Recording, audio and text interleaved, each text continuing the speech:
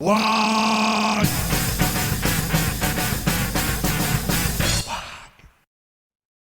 Salut les boys, on est sur un Void, on est en phase 1, donc ça se passe plutôt bien, même si ils sont un peu plus nombreux que nous, mais pour l'instant ça se passe bien. Donc voilà, c'est un event prendre et tenir d'Alliance, avec des bâtiments, vous voyez en haut la map en haut à droite, aux 4 points cardinaux, et après en phase ensuite, les bâtiments centraux qui vont s'ouvrir. Voilà, alors pour aller plus dans le détail, en phase 1, vous avez les deux bâtiments, enfin toutes les paires de bâtiments droite, gauche, en haut et en bas qui sont ouvertes. On voit que chaque bâtiment apporte des points différents. Donc on a les forteresses droite et gauche qui apportent 120 points et un plus petit à côté qui apporte 70 points. Nord-Sud, on a deux bâtiments qui apportent chacun 50 points, mais qui apportent un petit bonus en jeu, surtout de mobilité, donc c'est pas dégueulasse. Et l'autre, or, qui apporte 70 points par minute, mais sans un effet secondaire. Voilà, donc c'est vrai que il faut arriver à jauger entre les bonus en jeu et le scoring par minute. Le scoring est la seule condition de victoire. C'est le premier qui arrive, alors j'ai un doute, dans les 38 000 points, qui gagne, ou si on n'arrive vraiment pas à se départager, il y a un timer qui, qui défile tout le long de l'event, et quand on arrive à 0, bah, c'est celui qui a le plus gros score qui l'emporte. Ensuite, donc là, on a parlé que de la phase 1. La phase 2, il y a les trois bâtiments centraux qui s'ouvrent, avec au milieu, bah, finalement, la forteresse stratégique qui rapporte le plus de points. C'est 200 points par minute, donc c'est vrai que c'est quand même un très gros. Et deux autres tours qui rapportent 50 points, mais qui donne un bonus en jeu. L'arsenal en bas qui fait des bonus de combat. Celui du nord alors là, ouais, je vais faire ça de tête, c'est une capacité d'essayer de reprendre des bâtiments s'ils ne sont pas défendus. Bon, sur ça, je pense que je ferai une note plus tard, parce que c'est vrai que j'ai un petit trou de mémoire sur ce bâtiment-là. Euh, Bien que ce soit les deux phases principales, il y a là une troisième phase malgré tout. La troisième phase, c'est l'apparition de cargos. Donc là, on peut voir, voilà, elles sont marquées comme ça sur la map. C'est des cargos, donc c'est à miner. C'est des épaves, voilà, qu'on doit miner. Et une fois que vous avez fini le minage, votre flotte revient et ça va vous gagner des points. Donc ça fait pas énormément de points chaque épave, mais comme il y en a plusieurs qui apparaissent, il y a plusieurs vagues comme ça d'apparition. Mis bout à bout, ça fait des milliers de points. Donc, ben, on le verra sûrement au récap à la fin d'ailleurs, le total de points qui ont été marqués grâce aux épaves, c'est quand même pas négligeable du tout. Sur cet event, c'est vrai que l'organisation en amont est vachement importante. Voilà, que les joueurs sachent où est-ce qu'ils vont aller, avec qui ils vont jouer, définir des rally leads, tout ça, c'est quand même vachement important, et savoir sur quels objectifs, de prime abord, on va se concentrer. Alors c'est vrai qu'après, la réalité de la baston va sûrement faire que les plans vont changer, mais ce qui est bien, c'est que si on prend l'avantage, c'est notre stratégie qui s'impose un peu. Bon, c'est vrai que si ça se passe mal, il faut ajuster, mais au moins on se donne la possibilité d'avoir une feuille de route si ça se passe bien. Ça, c'est quand même vachement important, et c'est vrai que pendant, si c'est possible d'utiliser un vocal pour se coordonner, c'est le mieux. Une fois qu'on a mis dehors son adversaire des bâtiments, il ne génère pas des points tout de suite. Alors on peut voir là justement capture possible et il y a un délai, vous voyez, il change de couleur au fur et à mesure. Là au début il est plutôt blanc, et là il y a un petit peu d'orange qui apparaît. Celui au-dessus, il y a plus d'orange, c'est que la capture progresse.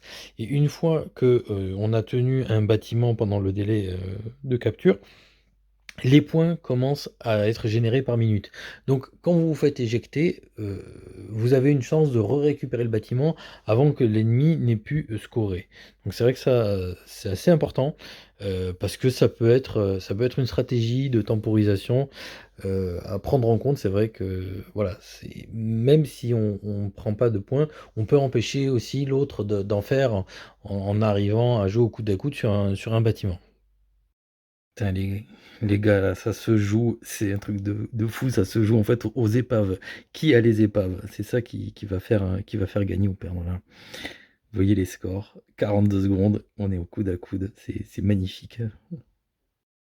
Bon, et ben, c'est une victoire, meilleure partie depuis le début, je crois vraiment. Bravo, Sol, c'était génial. Bravo FRV aussi, parce qu'on a gagné. Donc vraiment toujours cet event est toujours au-dessus, c'est magnifique. Alors, il y a 2 choses que je voulais, encore voir. La première, re c'est la grosse particularité du Void, j'allais oublier d'en parler, c'est la gestion des blessés. Contrairement à toutes les autres situations, soigner des blessés ne coûte aucune ressource pendant le Void. Heu, c'est vraiment que du temps que vous allez devoir, gérer. C'est-à-dire, bon, bah, le la vitesse de soin par contre reste normale, donc si vous voulez avoir des gars qui soient debout pendant le Void, et ben, il va falloir, booster. Donc c'est votre capacité à générer du boost de soins qui va, définir si vous êtes capable de vous rebâtir tout ou partie de votre armée. Donc la gestion des speeds est vachement importante sur le Void si, bah, si vous comptez soigner. Alors c'est vrai qu'on peut faire plein de Void sans soigner. C'est vrai que là, ça faisait quelque temps que j'en avais pas cramé du soin et c'est cool, ça fait plaisir. Mais voilà, c'est pas obligé non plus. Et ce qui est plutôt sympa, parce que c'est vrai que les joueurs qui sont en phase de montée de 40 ou qui montent leur caserne 40, bah ça les pénalise pas de venir, quoi. Ça leur coûte rien. Bien sûr, il y a pas de pillage des barges, hein, on perd pas de ressources pendant les combats. Donc ça fait que c'est open à ceux qui ont pas une thune, et ça, c'est très chouette.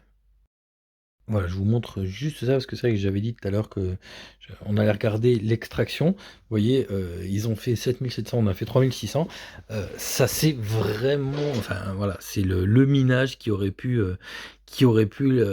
faire que c'est eux les victorieux. Donc c'est vrai que ne pas sous-estimer l'extraction, c'est vachement important. Et là, bah voilà, on montre que l'écart de points, c'est un putain de mouchoir de poche là, hein. 500 points, c'est que dalle. Donc encore bravo, c'était génial. Donc maintenant, on va juste faire un petit point sur les récompenses. Quand l'événement est fini, on reçoit, des courriers, enfin par, la section alliance, donc qui reprend, bon, le classement individuel des points, mais surtout qui nous donne, voilà, notre première récompense, qu'il y a 2 récompenses. Voilà, ça c'est pour, tous les membres parce que l'alliance a gagné, donc même ceux qui n'ont pas participé au Void reçoivent ça. 2 400, de la monnaie, de l'événement, puis après voilà, des cristaux, plein de petits trucs. 2 400, en plus c'est un montant qui est plutôt chouette parce que, dans le shop, il y a 3 fragments légendaires génériques qui coûtent chacun 800, donc ça fait qu'on peut les acheter même si on n'a pas participé à l'événement. Pour ceux qui ont participé, il y a, j'allais dire un bonus, c'est quand même le gros de la récompense. Cette monnaie, voilà, qui peut et après d'autres récompenses autour.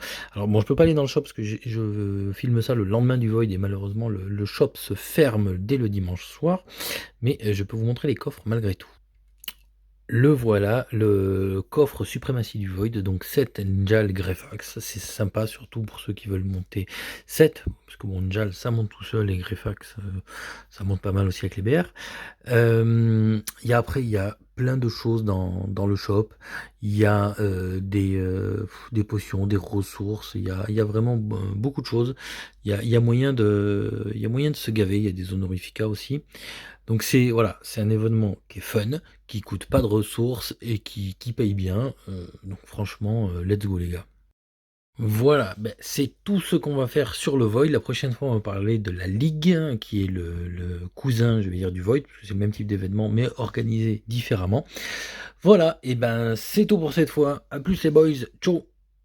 Wag.